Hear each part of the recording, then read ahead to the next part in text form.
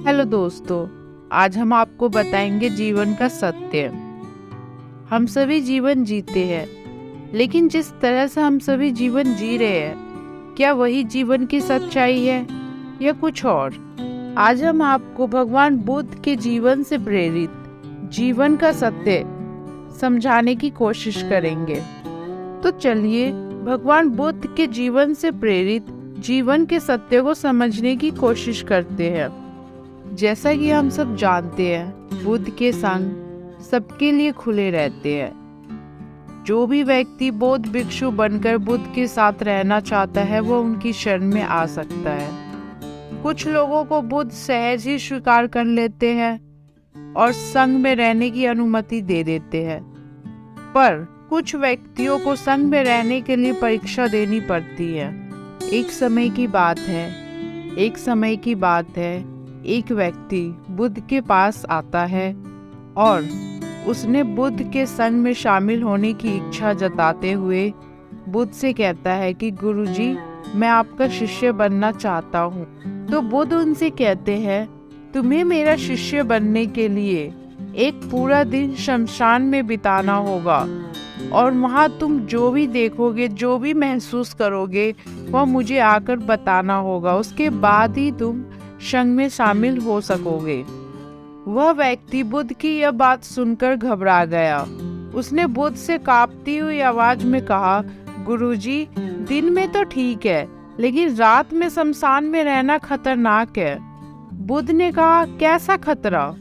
तो व्यक्ति ने कहा, वहाँ भूत प्रेत होंगे जो मुझे पकड़ लेंगे और मुझे जान से मार देंगे।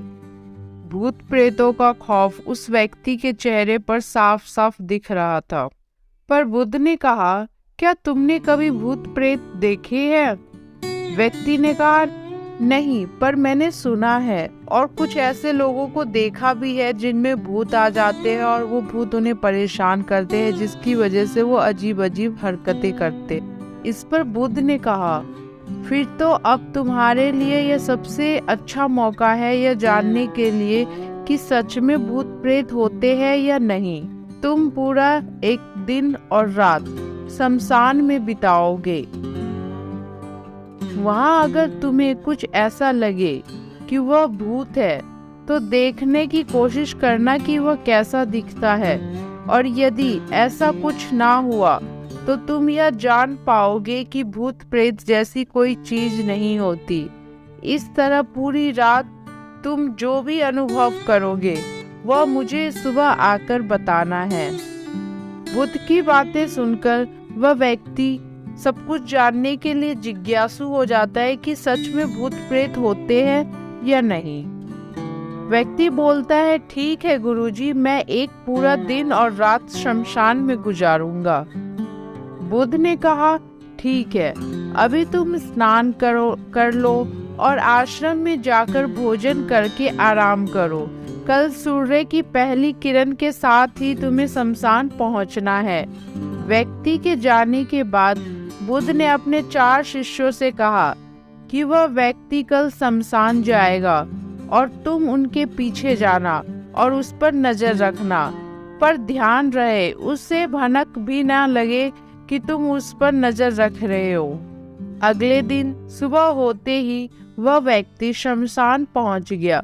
बौद्ध भिक्षु भी उस व्यक्ति का पीछा करते हुए एक जगह पर जाकर छुप गए और उस व्यक्ति पर नजर रखने लगे। जब तक दिन था तब तक वह व्यक्ति शमशान के इधर उधर घूमता रहा। उसे कुछ भी ऐसा वैसा अनुभव नहीं हुआ, लेकिन जैसे ही सूर्यास्त के साथ अंधेरा होना शुरू हुआ, उस व्यक्ति की धड़कनें बढ़ती जा रही थी। किसी तरह उस व्यक्ति ने पूरी रात शमशान में गुजार ली और सुबह होते ही वह बुद्ध के पास पहुंच गया। बुद्ध ने उस व्यक्ति से पूछा, तो बताओ, शमशान में कैसा समय व्यतीत हुआ तुम्हारा? क्या अनुभव किया तुमने और क्या देखा तुमने? व्यक्ति बोलता है, गुरुजी, जैसे ही मैं सुबह सुबह शमशान पहुंचा तो वहां कुछ घंटे बाद मुझे कुछ लोगों की भीड़ आती दिखाई दी, जो कि एक अर्थी लिए आ रहे थे। मैंने जब उन लोगों को ध्यान से देखा तो उनमें से कुछ लोग बेहद दुखी, कुछ लोग सामान्य और कुछ लोग बेहद खुश थे। वह लोग उस मृत इंसान के बारे में बोल रहे थे कि इस व्यक्ति ने बहुत ही अच्छे कर्म किए हैं, बहुत किस्मत वाला है ये। इसके बाद उस मृत बुजुर्ग के बेटे ने अपने मृत पिता की चिता को अग्नि दी। अर्थी के साथ शमशान आए लोग कुछ देर वहां खड़े रहे। चिता प्रचंड अग्नि की लपटों से धू धू करके जलती रही। सभी लोग मायूस खड़े जलती चिता को निहार रहे थे। जैसे जैसे चिता की अग्नि मंद पड़ने लगी, वहां मौजूद लोग भी वहां से जाने लगे।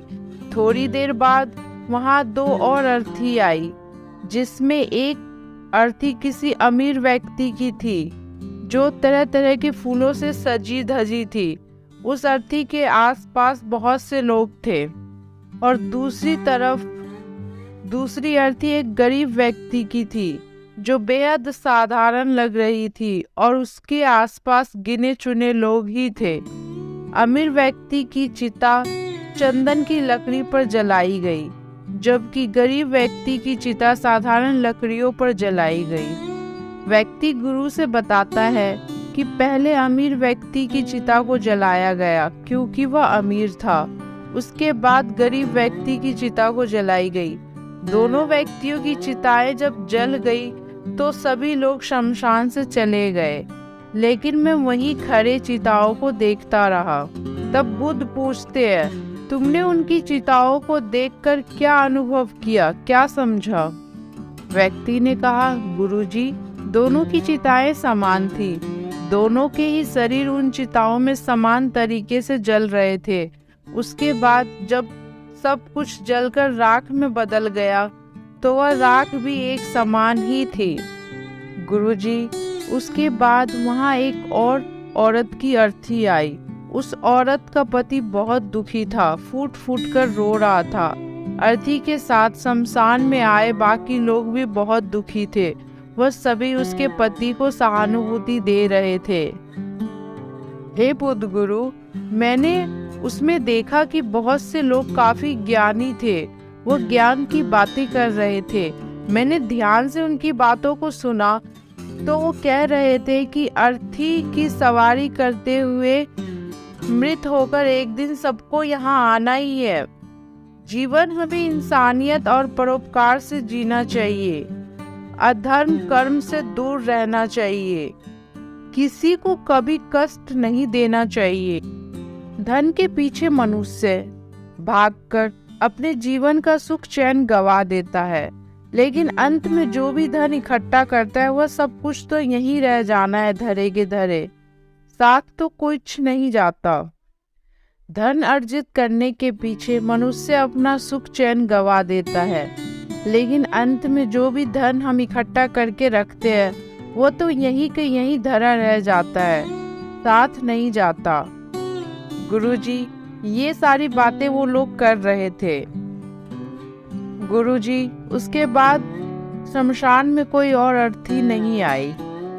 फिर बुद्ध ने पूछा कि तुम सारी रात वहां पर रहे तो क्या तुम्हें कोई भूत प्रेत दिखा? व्यक्ति बोला, नहीं, वहां मुझे कोई भूत प्रेत नहीं दिखा। हालांकि मन में एक डर था, पर सच कहूं तो पूरी रात मैं अपने आप से ही डरता रहा। कभी हवाओं से हिलने वाले पत्तों की आवाज से डरता रहा, तो कभी वहां आसपास मौजूद जीव जंतुओं की आवाज से डरता रहा। सारी रात सहमा रहा, लेकिन पूरी रात मुझे कोई भूत प्रेत नजर नहीं आया। बुद्ध ने उस व्यक्ति से कहा, ठीक है, अब तुम जाओ, आश्रम में आराम करो। कल फिर तुम्हें पूरा एक दिन और रात शमशान में बिताना होगा। गुरु की बात सुनकर व्यक्ति कहता है कि गुरुजी, आप ये कैसी बात कर रहे हैं? आपके कहने पर ही कल का पूरा दिन और पूरी रात मैंने शमशान में बिताया। वह समय मैंने कैसे काटा वो मुझे ही पता है। अब मैं दोबारा वहां नहीं जाऊंगा। बुद्ध ने कहा, देखो, जो खास चीज तुम्हें वहां जाकर मिलने वाली है वह तुम्हें अभी तक मिली नहीं है, और जब तक वो चीज तुम्हें नहीं मिल जाती मैं तुम्हें संग में शामिल नहीं कर सकता। तुम एक दिन और वहाँ रुको, तुम्हें वह अवश्य मिल जाएगा। तब व्यक्ति कहता है, ठीक है, मैं आपके कहने पर कल का एक दिन और रात और व्यतीत कर लूंगा शमशान में। अगले दिन वह व्यक्ति बुद्ध का आशीर्वाद लेकर फिर से शमशान पहुंच जाता है। पूरा एक दिन और रात बिताकर वह व्यक्ति अगली सुबह फिर बुद्ध के पास पहुंचा, लेकिन इस बार उस व्यक्ति के चेहरे पर एक अलग ही तेज था, एक अलग ही खुशी झलक रही थी, मानो उसे वह चीज मिल गई हो जिसकी तलाश में उसे बुद्ध ने भेजा था। लेकिन बुद्ध उसके मुंह से सुनना चाहते थे, इसलिए बुद्ध ने एक ही सवाल पूछा कि क्या तुम्हें वह चीज मिली? व्यक्ति बोला, हाँ गुरुजी, मुझे वह मिल गई। बुद्ध ने पूछा कि बताओ तुम्हें वहाँ क्या मिला? व्यक्ति ने कहा, गुरुजी, मैंने जीवन का अर्थ समझ लिया है। मैंने वहाँ देखा कि कुछ लोग शाम को मुझे अर्थी पर लेकर आ रहे हैं। मुझे 4 लोगों ने कंधा दे रखा है। मेरे पीछे कुछ 15-20 लोग रोते बिलखते चल रहे हैं। मेरे पिता अर्थी के आगे आगे चल रहे हैं और कुछ लोग राम नाम सत्य बोलते हुए मेरे ऊपर फूल फेंक रहे हैं। मेरे सभी रिश्तेदार बहुत दुखी है। भीड़ में मौजूद कुछ लोग तो सिर्फ दुखी होने का नाटक कर रहे हैं और कुछ लोग मेरे पिता को सहानुभूति दे रहे हैं। तभी कुछ देर बाद मेरी अर्थी को जमीन पर रख दिया गया और मेरे शरीर को उठाकर चिता पर लिटा दिया गया। मैं यह सब दृश्य अर्थी पर लेटे हुए देख रहा था। मैंने उस अर्थी से उठना चाहा पर उठ नहीं सका। मैं सांस लेना चाहता था पर ले नहीं पा रहा था। मैं पूरी तरह से असमर्थ और विकलांग की तरह था क्योंकि मेरे अंदर सांस नहीं थी। मैं अपने पिता को गले लगाना चाहता था लेकिन मैं उठ नहीं सकता था। मैं भाई को गले लगाकर यह कहना चाहता था कि तुम अपना और माता पिता का ध्यान रखना। घर व परिवार की जिम्मेदारी अब तुम्हारे ऊपर है, उसे बखूबी निभाना। इससे मेरी आत्मा को शांति मिलेगी। कुछ समय बाद मेरा मुंह कपड़े से ढक दिया गया और शरीर के ऊपर कई लकड़ियां रख दी गई। मुझे अब कुछ भी दिखाई नहीं दे रहा था। फिर उसके बाद मुझे अत्यंत गर्मी महसूस हुई। मुझे एहसास हुआ कि मुझे अब जलाया जा रहा है। धीरे धीरे लकड़ियों के साथ साथ मेरा पूरा शरीर जलने लगा। मेरा दम घुट रहा था। मैं उठना चाहता था। आखिर अग्नि ने प्रचंड रूप ले ही लिया और धीरे धीरे मैं भी उस अग्नि में पूरी तरह खो गया। पूरी रात मैं खुद को ऐसे ही जलता देखता रहा। मैंने देखा कि अंतिम रूप में मैं एक राख बन चुका हूँ। उस पूरी रात ना तो मैं डरा और न ही मुझे डर का एहसास हुआ। जब आंखें खुली तो एक तीव्र रोशनी मेरे आंखों पर पड़ी। मैंने देखा कि यह तो मैं हूँ, वो भी शरीर के साथ। मुझे बहुत खुशी व अनुभव हुआ। उसके बाद मेरे मन से ना जाने कितने ही भ्रम समाप्त हो गए और मैं आपके पास आ गया। बुद्ध मुस्कुराए और बोले कि तुम अब संघ में शामिल हो सकते हो क्योंकि तुमने अब ज्ञान रूपी उस बीज को प्राप्त कर लिया है जिसमें शरीर को भूलकर स्वयं को जानने की इच्छा होती है। इसी ज्ञान की प्राप्ति के लिए मैंने तुम्हें शमशान भेजा था, जहाँ अंततः तुमने यह जाना कि शरीर नश्वर है, नेत्रों से दिखने वाली हर चीज नश्वर है। शमशान आने वाला हर व्यक्ति यह मानता है, पर शमशान से वापस जाते वह सब कुछ भूल जाता है और अपनी उन्हीं गलत प्रक्रियाओं में लग जाता है, जैसे झूठ बोलना, अधर्म करना, लालच, लालसा, बुराई, क्रोध, अपशब्द इत्यादि कई प्रकार की बुरी भावनाओं से बुरे कर्मों को अंजाम देते हैं। किंतु अब तुम्हारे अंदर ज्ञान का वह बीज अंकुरित हो चुका है जिसमें हम जीवन को तब तक नहीं समझ सकते जब तक कि मृत्यु को निकट से देखा व समझा ना जाए।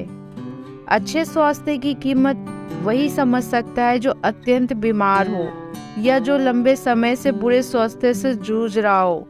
ठीक उसी तरह जीवन का महत्व वही समझ सकता है जो मृत्यु से रूबरू हुआ हो या जो मृत्यु को समझ चुका हो। एहसास कर चुका हो।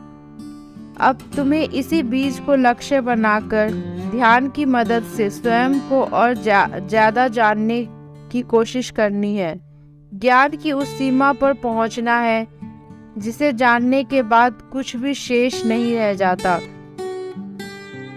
यहीं से परम शांति, सुख, सुकून का आनंद एवं अनुभव की प्राप्ति होना आरंभ होता है।